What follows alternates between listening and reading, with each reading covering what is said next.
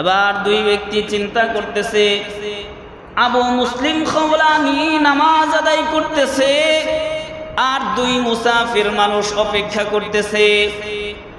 দীর্ঘ সময় পার হয়ে গেছে, কিন্তু আবু মুসলিম খাওলানির নামাজ শেষ হয় না। দুইজনের এক ব্যক্তি আবু মুসলিমের নামাজের রাকাত গণনা করতেছে।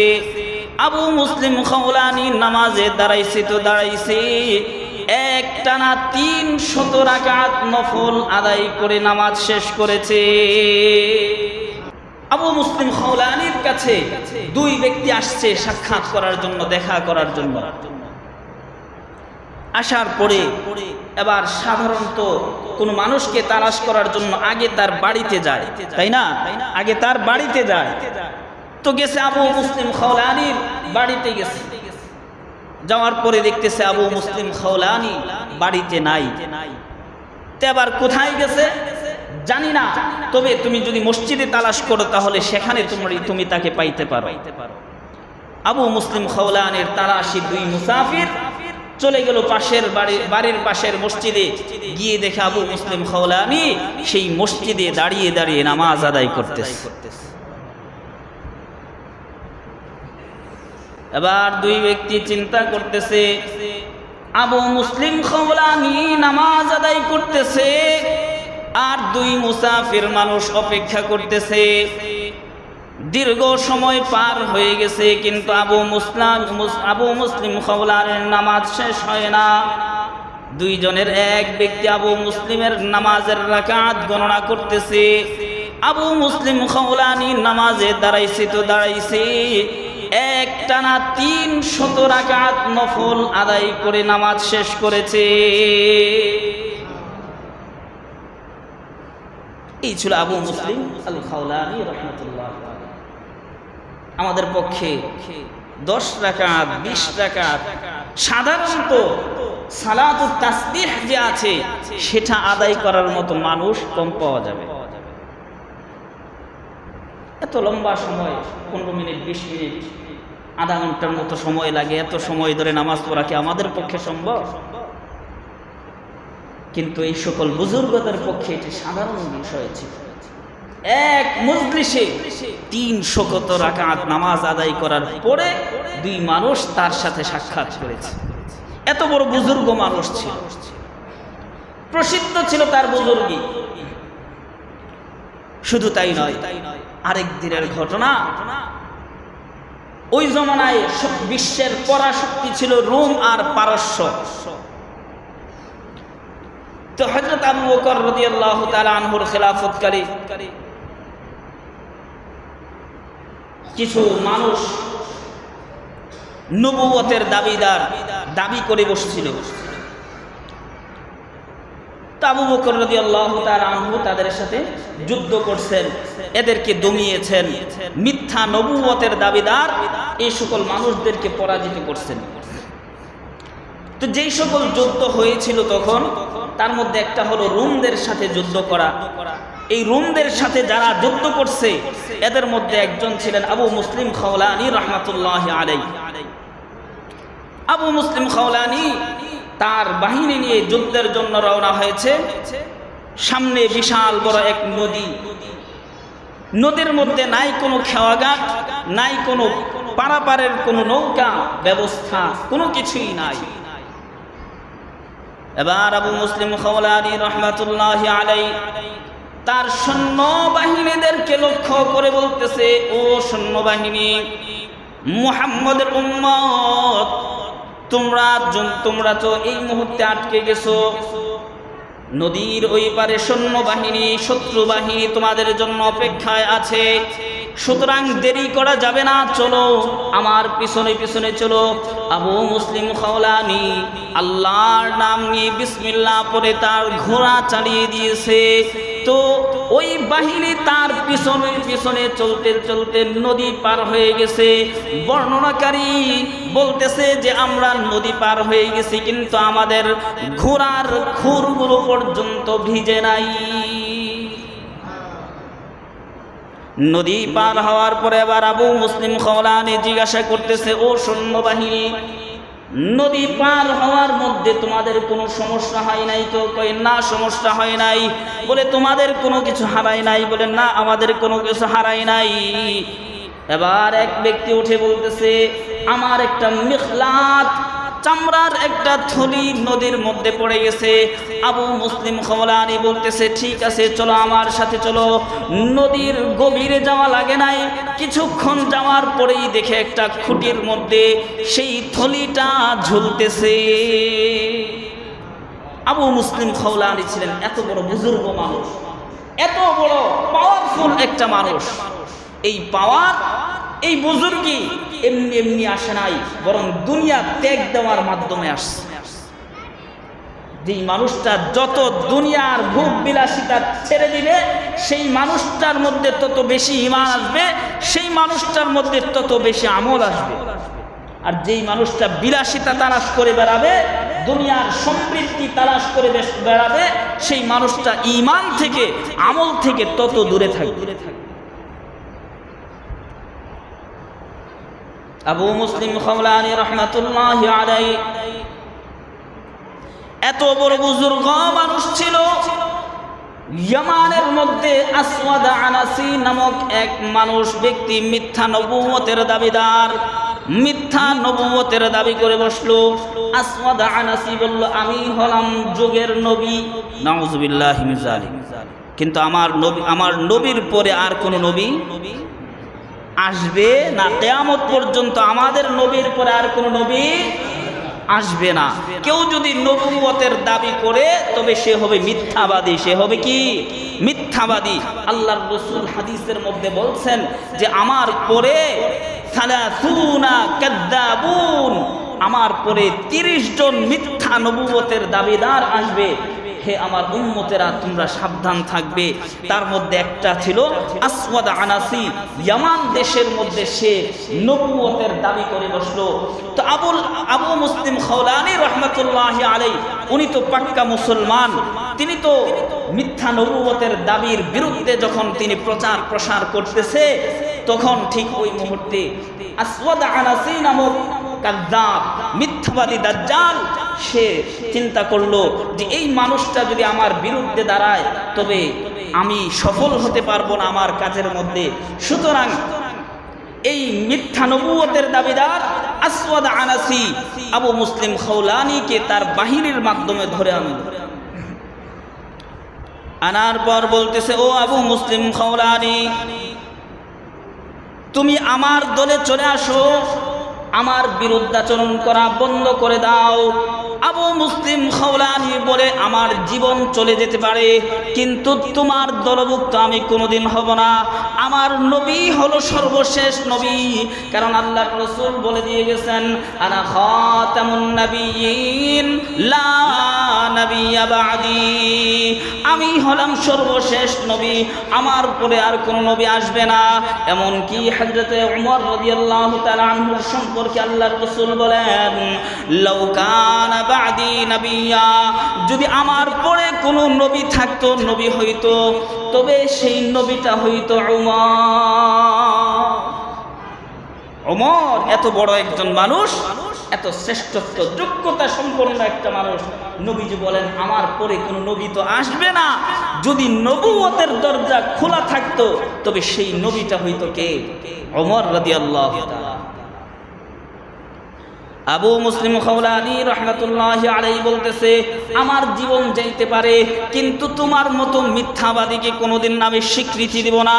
এবার ঠিক তাই হলো, আবু মুসলিম খাওলানির জন্য বিশাল বড় একটা অগ্নিকুণ্ড তৈরি করা হলো, গর্ত করে নিচের মধ্যে প্রচন্ড আগুন জ্বালানো হলো এবং আবু মুসলিম আল খাওলানি রাদিয়াল্লাহু তাআলা আনহুকে ওই আসওয়াদ আনাসি মিথ্যাবাদী কাযযাব দাজ্জাল নবুয়তের দাবিদার আবু মুসলিম খাওলানিকে সেই আগুনের মধ্যে নিক্ষেপ করে দিল। আগুনের মধ্যে নিক্ষেপ করার পরে দেখা গেল আবু মুসলিম খাওলানির একটা পশম পর্যন্ত আগুন জ্বালাইতে পারে নাই।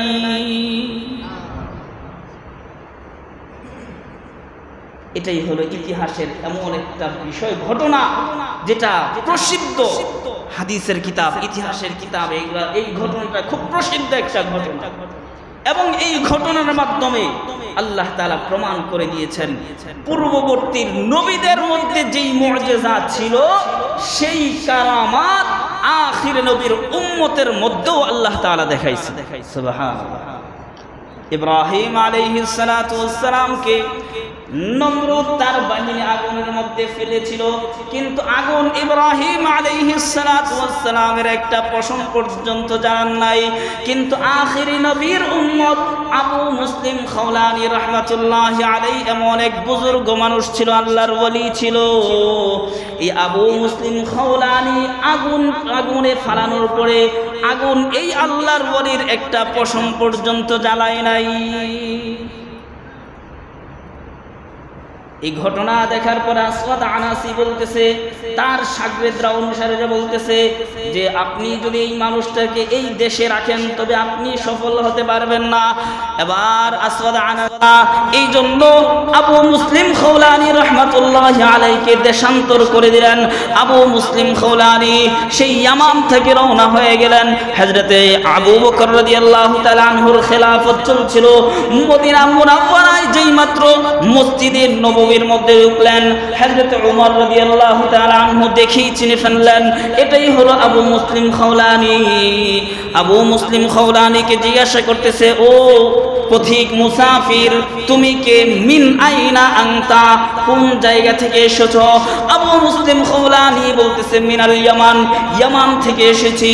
তো এবার ওমর আবার প্রশ্ন করতেছে, ওই ব্যক্তিটাকে যাকে আগুনে জ্বালানো হয়েছিল কিন্তু আগুন তার পশম পড়ে নাই? আবু মুসলিম খাওলানি তিনি তার নাম বলে দিলেন, আব্দুল্লাহ ইবনে সাউফ। সেটা ছিল আব্দুল্লাহ ইবনে খাউফ। নিজের কৃতিত্ব শ্রেষ্ঠত্ব তিনি প্রকাশ করতে চান নাই। কিন্তু ওমর রাদিয়াল্লাহু তাআলা আনহু বলতেছেন, ও মুসাফির, আমি তোমাকে আল্লাহর কসম দিয়ে বলতেছি, তুমি বলো তুমি কি সেই আবু মুসলিম খাওলানি নাকি? আল্লাহর কসম দিয়ে বলার পরে আবু মুসলিম খাওলানি বলতেছে, হ্যাঁ, ও খলিফাতুর রাসূল, আল্লাহর রাসূলের খলিফা আবু বকর, আমি হলাম সেই মানুষ যাকে আগুন পর্যন্ত স্পর্শ করে নাই। আবু মুসলিম খাওলানি রাদিয়াল্লাহু তাআলা আনহুকে যখন মদিনায় আসার পরে আবু বকর রাদিয়াল্লাহু তাআলা আনহুর সামনে নিয়ে ওমর বসাইলেন। বসানোর পরে বলতেছেন যে সমস্ত প্রশংসা ওই আল্লাহর জন্য যেই আল্লাহ নবীর ঘটনা আখির নবীর উম্মতের মধ্যেও ঘটাইয়া দেখাই দিয়েছেন। যেই ঘটনা নবীর মাধ্যমে ঘটছে সেই ঘটনা আখির নবীর উম্মতের মধ্যে আল্লাহ তাআলা দেখাই দিয়েছেন। যে বুজুর্গ হও, আল্লাহর ওলি হও, জাহিদ ফিদ দুনিয়া হও, দুনিয়ার বিলাসিতা ছেড়ে দাও, দুনিয়ার ভোগ ছেড়ে দাও, তবে আল্লাহর ওলি হতে পারবে, ঈমানের স্বাদ পাবে, আমল ওয়ালা হতে পারবে। এই আবু মুসলিম খাওলানি দুনিয়ার কত বিরাগী ছিলেন এটার একটা ঘটনা আসছে সিয়ারু আলামিন নুবারা কিতাবের মধ্যে। আবু মুসলিম খাওলানি রাহমাতুল্লাহি আলাইহি তার দৈনন্দিন রুটিন ছিল নামাজ আদায় করার পরে ঘরের মধ্যে যাইতেন। ঘরের মধ্যে গিয়ে স্ত্রীকে সালাম জানাইতেন, আগে সালাম দিয়ে ঢুকতেন। আজকে আমাদের সমাজের মধ্যে এই আমলটা নাই বললেই চলে। ঘরের মধ্যে যায়, কোনো আওয়াজ নাই, সালাম নাই, কালাম নাই, আস্তে করে ঢুকে যায় না, এটা ঠিক। আপনি যাবেন নিজ ঘরে, আপনার স্ত্রী থাকবে, আপনার মুরব্বী মা থাকতে পারে, বাবা থাকতে পারে, অথবা আপনার সন্তানরা থাকতে পারে।